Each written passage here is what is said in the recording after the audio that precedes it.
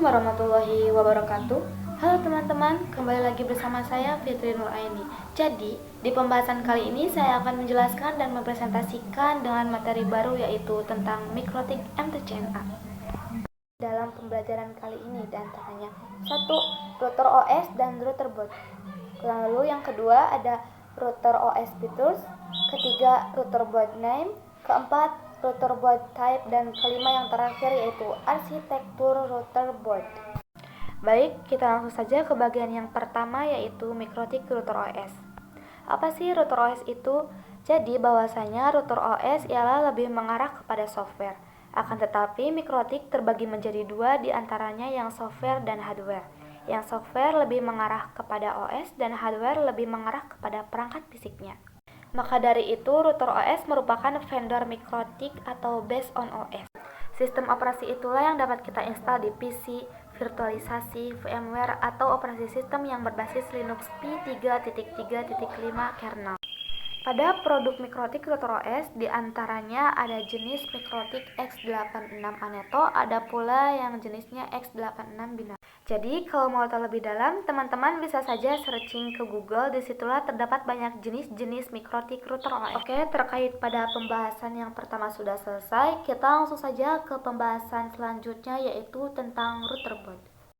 Nah, router boot ini lebih mengarah kepada perangkat fisik ya teman-teman, atau bisa disebut juga dengan built-in hardware. Jadi dapat kita ketahui bahwasanya router boot ini terdapat banyak fitur dari segala fitur yang terdapat dari satu perangkat ataupun yang diperuntukkan khusus secara kategori yang sesuai dari low end sampai dengan high end router. Gak usah bingung ya teman-teman, karena router boot ini dibuat untuk menjalankan sistem operasi dari router OS. Oke teman-teman, karena yang pembelajaran pertama sudah selesai, jadi langsung saja kita akan masuk ke dalam pembelajaran kedua yang terkait dengan router OS features. Baik, di sini saya akan memberitahukan ada fitur apa saja sih dalam mikrotik router OS itu. Nah, untuk bagian yang pertama ada wireless network, yang kedua ada routing, yang ketiga ada NAT, yang keempat ada bandwidth management, yang kelima ada point-to-point tunneling, yang keenam ada user management, dan yang terakhir yaitu ada tools. Ketujuh fitur itulah yang terdapat pada mikrotik router OS. Oh ya teman-teman, kita nggak kerasa ya sudah ke pembahasan terakhir yang di dalamnya terdapat ada router boot name, type, dan arsitektur router boot. Oke, kita mulai.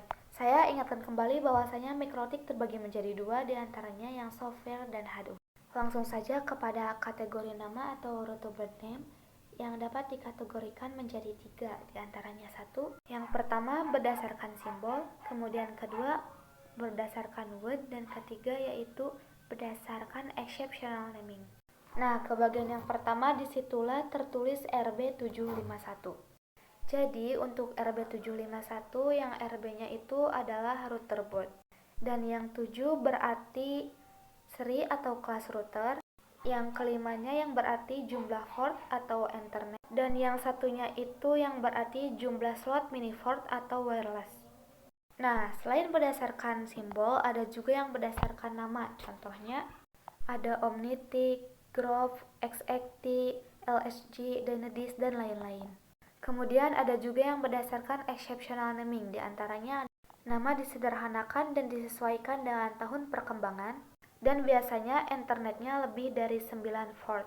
Jadi semisal ada yang memiliki yang lebih dari 9 volt, contohnya itu ada RB600, 800, 1000, dan lain sebagainya. Oke, kita lanjut kepada router boot type. Jadi untuk RB-nya itu adalah router boot, kemudian yang 9-nya itu 500 series, dan yang 5 itu ada Ethernet, yang 2-nya itu wireless, dan yang UI itu adalah fitur bootnya. Untuk yang selanjutnya di sampingnya itu kan ada 5AC 2ND, yang berarti itu fitur wirelessnya, dan yang TC-nya itu adalah jenis casingnya. Yang lebih lanjutnya lagi saya cantumkan atau terterakan dalam kode lain yang ada pada router boot. Teman-teman bisa lihat saja untuk kode lain tersebut. Terkait sudah mempelajari kategori simbol, nama, dan type, kita juga akan mengenal kepada arsitektur router boot. Nah, pada bagian pertama, arsitektur ruteboard dibedakan berdasarkan jenis dan kinerja prosesor. Kemudian yang kedua, software dan OS-nya itu setiap arsitektur berbeda. Dan yang terakhir adalah arsitektur lebih lengkap bisa kita searching dengan ketik www.mikrotik.com. Mungkin ini saja yang bisa saya sampaikan, kurang lebihnya mohon maaf dan sampai bertemu kembali di materi baru dan bahasan selanjutnya.